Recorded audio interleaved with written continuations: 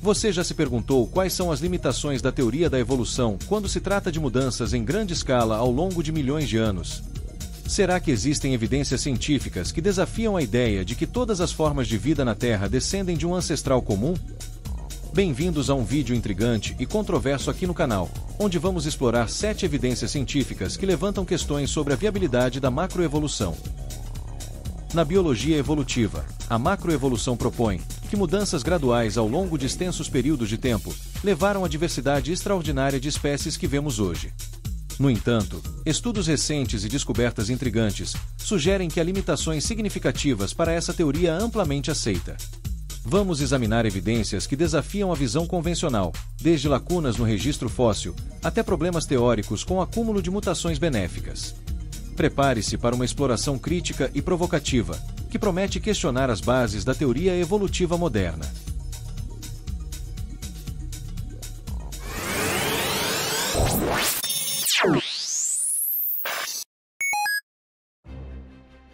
Evolução é uma palavra muito abrangente que, de forma bem resumida, significa mudança. E como toda mudança, pode ocorrer em níveis diferentes, por isso surgiram os termos microevolução e macroevolução. Basicamente, a microevolução refere-se a mudanças evolutivas dentro de uma mesma espécie ou população, em um curto período de tempo. Ela ocorre em escala menor e envolve processos como mutação, recombinação, migração, deriva genética e seleção natural. Por outro lado, quando falamos de macroevolução, estamos lidando com grandes mudanças, que teriam levado à formação de novas espécies, ou até mesmo a grupos taxonômicos superiores, como gêneros, famílias, ordens e classes. Com relação à microevolução, não há problemas. A proposta de Darwin, de que mudanças muito pequenas poderiam ocorrer na natureza, foi um grande avanço conceitual. A observação da realidade dessas mudanças foi uma prova muito gratificante de sua intuição. Com relação à macroevolução, a situação é bem diferente. Faltam evidências não apenas na genética, mas também na paleontologia, bem como na sedimentologia e em muitos outros campos da ciência. Mesmo assim, alguns biólogos insistem em afirmar que a macroevolução é simplesmente um conjunto de inúmeras microevoluções, ocorridas ao longo de bilhões de anos. Se você quiser saber mais sobre microevolução e macroevolução, acesse o vídeo que está aparecendo no card acima. Agora, vamos explorar 7 evidências científicas relacionadas à macroevolução. Evidência científica 1. Seleção natural não aumenta a informação genética. Mutações são alterações aleatórias no DNA que podem criar novas variantes genéticas.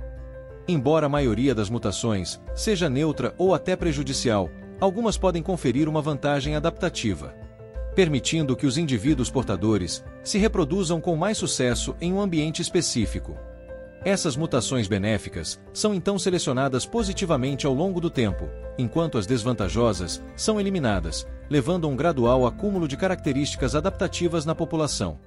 A teoria evolutiva afirma que o acúmulo gradual de informação genética através de processos como mutação, recombinação genética e seleção natural permite que organismos simples evoluam para formas de vida mais complexas ao longo do tempo.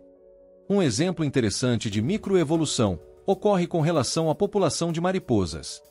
Foi demonstrado em um estudo que, à medida que a atmosfera de um ambiente se tornava menos poluída e mais limpa, a população de mariposas de cor clara aumentava com relação às de cor escura.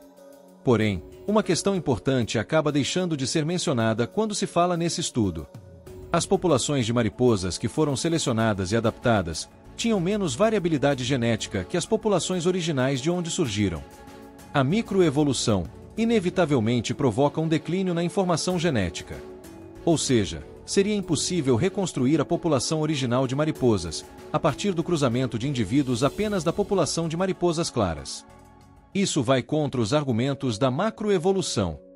Para que seja possível a formação de espécies mais complexas, a partir de espécies mais simples, é necessário que haja o acúmulo de informação genética, não seu declínio. E todos os exemplos observados na natureza, onde ocorreu a seleção natural, ocorreu também o declínio da informação genética. O mesmo acontece na reprodução por seleção artificial. Para obter novas raças ou raças mais puras, os criadores de cães, por meio do cruzamento de animais com características selecionadas, eliminam genes indesejados, tornando os animais geneticamente mais pobres, ou seja, com com menor variabilidade genética. A maioria dos sucessos na reprodução por seleção artificial vem da recombinação guiada. O criador agrupa certos genes desejados em um indivíduo ou população para alcançar a combinação desejada de características. Nada de novo é produzido. Evidência científica 2. Aparecimento abrupto de espécies no registro fóssil não suporta a evolução darwiniana. Fósseis são restos ou vestígios de organismos que viveram no passado e foram preservados de alguma forma. Ossos, carapaças, conchas, dentes, troncos e pegadas, por exemplo, podem ser encontrados preservados, nos dando pistas de como era a fauna, a flora e o ambiente no passado daquela região. A gradual evolução entre espécies deveria ter deixado uma abundância de registros fósseis de espécies intermediárias. Porém, o registro fóssil tem sido reconhecido há muito tempo como um problema para a teoria evolutiva. No livro A Origem das Espécies, Darwin explicou que sua teoria o levou a acreditar que o número de variedades intermediárias que existiram anteriormente na Terra deve ser verdadeiramente enorme. No entanto, ele reconheceu que o registro fóssil não documentava essas formas intermediárias de vida, perguntando: por que então nem toda a formação geológica e cada estrato estão cheios de tais elos intermediários? A resposta de Darwin mostrou a natureza tênue das evidências que sustentam suas ideias. A geologia certamente não revela nenhuma cadeia orgânica finamente graduada. E esta, talvez, seja a objeção mais óbvia e mais grave que pode ser levantada contra minha teoria. Hoje, cerca de 160 anos depois, das milhares de espécies conhecidas a partir do registro fóssil, apenas uma pequena fração é reivindicada como candidata às formas intermediárias de Darwin. Evidências fósseis de possíveis intermediários evolutivos são raras, como o falecido paleontólogo evolucionário Stephen Jay Gould admitiu. A ausência de evidências fósseis para estágios intermediários entre grandes transições no design orgânico, de fato, nossa incapacidade, mesmo em nossa imaginação, de construir intermediários funcionais em muitos casos, tem sido um problema persistente e irritante para relatos gradualistas da evolução. Evidência científica 3. Descoberta de função em órgãos considerados vestigiais. Por décadas, os evolucionistas afirmaram que nossos corpos estão cheios de partes inúteis. Os órgãos vestigiais, que seriam órgãos sem função, remanescentes de milênios de evolução não guiada. Em 1925, o biólogo evolucionista Horatio Hackett Newman afirmou que existiam mais de 180 órgãos e estruturas vestigiais no corpo humano. Ao longo do tempo, no entanto, essas previsões de partes do corpo vestigiais não se mantiveram verdadeiras. À medida que os cientistas têm aprendido cada vez mais sobre o funcionamento da biologia humana, importantes funções e propósitos foram descobertos para essas chamadas estruturas vestigiais. Veja alguns exemplos. As amígdalas eram rotineiramente removidas. Agora sabe-se que elas servem a um propósito no sistema linfático para ajudar a combater as infecções. Com relação ao cóccix, muitos evolucionistas ainda afirmam que isso é um resquício das caudas de nossos supostos ancestrais primatas. Mas, na verdade, é uma parte vital do nosso esqueleto, usada para fixar músculos, tendões e ligamentos que sustentam os ossos da nossa pelvis. Cientistas darwinianos afirmaram que o apêndice é um vestígio de nossa ancestralidade herbívora, e ao longo de eras de evolução, sua função nos humanos foi diminuída ou perdida. Mas, agora sabe-se que o apêndice desempenha funções importantes, como fornecer um depósito para bactérias benéficas, produzir glóbulos brancos e desempenhar papéis importantes durante o desenvolvimento fetal. Evidência científica 4. O DNA lixo é DNA útil. Muitos postularam que a natureza aleatória das mutações preencheria nossos genomas com lixo genético inútil, apelidado de DNA lixo. Essa hipótese foi aparentemente confirmada quando se descobriu que apenas 2% do genoma humano codificava proteínas, deixando os outros 98% sem explicação. Porém, inúmeras outras funções foram descobertas para várias sequências de dentro do suposto DNA lixo, incluindo reparação do DNA, auxílio na replicação do DNA, regulação da transcrição do DNA, auxílio no enovelamento e manutenção dos cromossomos, controle da edição e da divisão do RNA, ajuda no combate a doenças e regulação do desenvolvimento embriológico. Ou seja, o chamado DNA lixo é na verdade imprescindível para o funcionamento do organismo. tão importante quanto as sequências codificadoras de proteínas. Quanto mais estudamos esse DNA, mais encontramos evidências de novas funções codificadas. Evidência científica 5. Espécies intermediárias seriam menos aptas a sobreviver. Tomemos, por exemplo, a origem dos animais terrestres. Segundo a teoria evolucionista, os animais terrestres tiveram sua origem quando algumas espécies de peixes saíram da água, dando origem aos anfíbios e, posteriormente, aos répteis.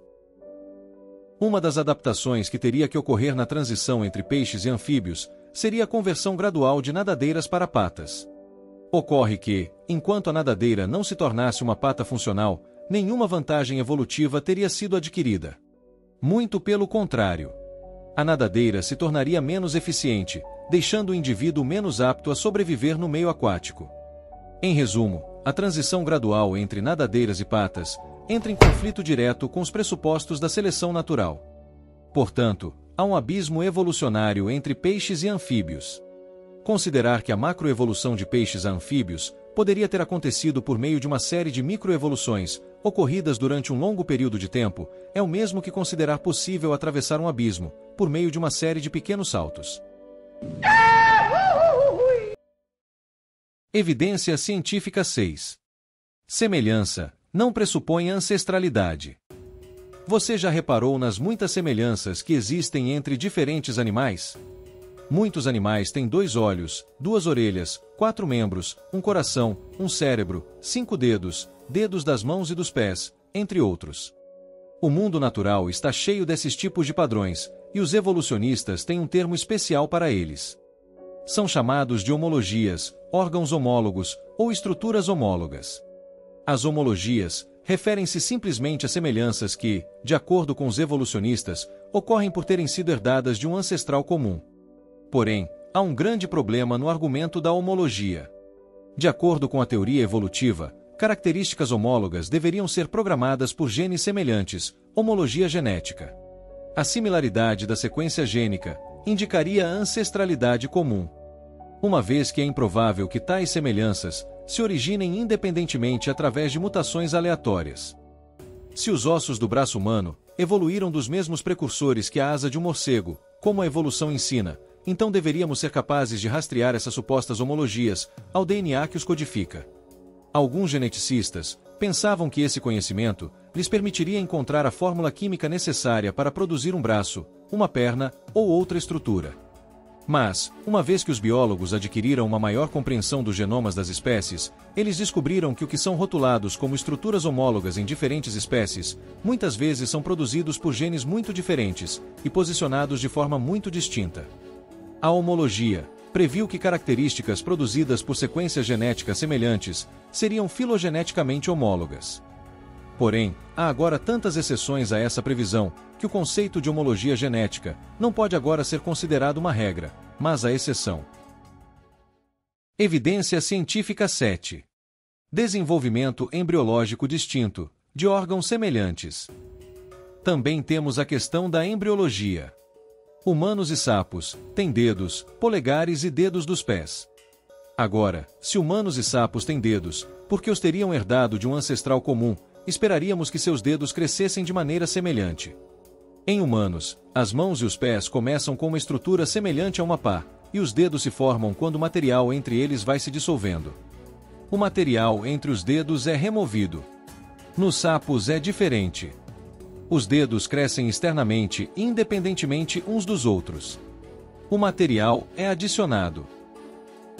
Se a evolução fosse a explicação correta para o porquê de humanos e sapos terem dedos, esperaríamos que seu desenvolvimento embrionário fosse semelhante, ou seja, o mesmo que no ancestral comum, do qual eles supostamente descendem. Então, a macroevolução é possível? O grande problema da macroevolução é supor que houve um ser vivo original, de onde evoluíram todas as espécies que temos hoje. Além de não termos nenhuma evidência conclusiva de espécies intermediárias, pelas evidências apresentadas, vemos que a macroevolução seria altamente improvável. A filogenética molecular e o registro fóssil conseguem retroagir na árvore da vida proposta por Darwin, até certo ponto. A pesquisa genética revela consistentemente padrões de mosaicos de DNA que desafiam a evolução e justificam o surgimento de espécies já completamente formadas. A fim de acomodar os dados das novas pesquisas científicas, os teóricos evolucionistas começaram a propor modelos cada vez mais complexos para a árvore evolutiva da vida. Em vez de um único organismo na raiz da árvore, propõe-se agora que um conjunto de seres primitivos sejam os ancestrais comuns.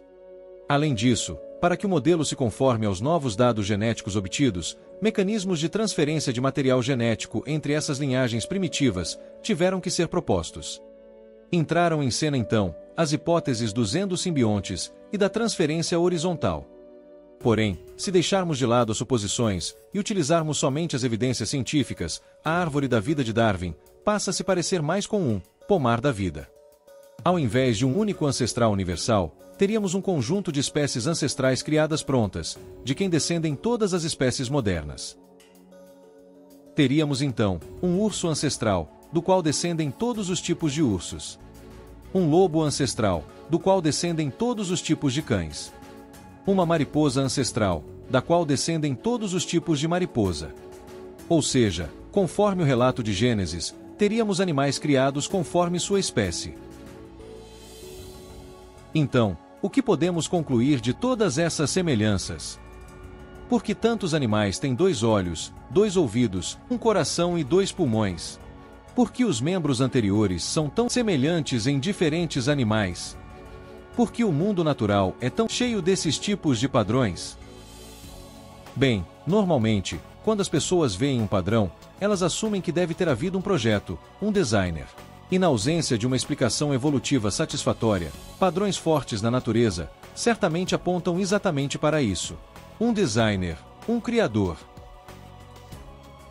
Da mesma forma que padrões artísticos podem ser utilizados para identificar se o autor de uma obra de arte foi Monet ou Picasso, a anatomia semelhante unifica o mundo natural e aponta para a existência de apenas um criador.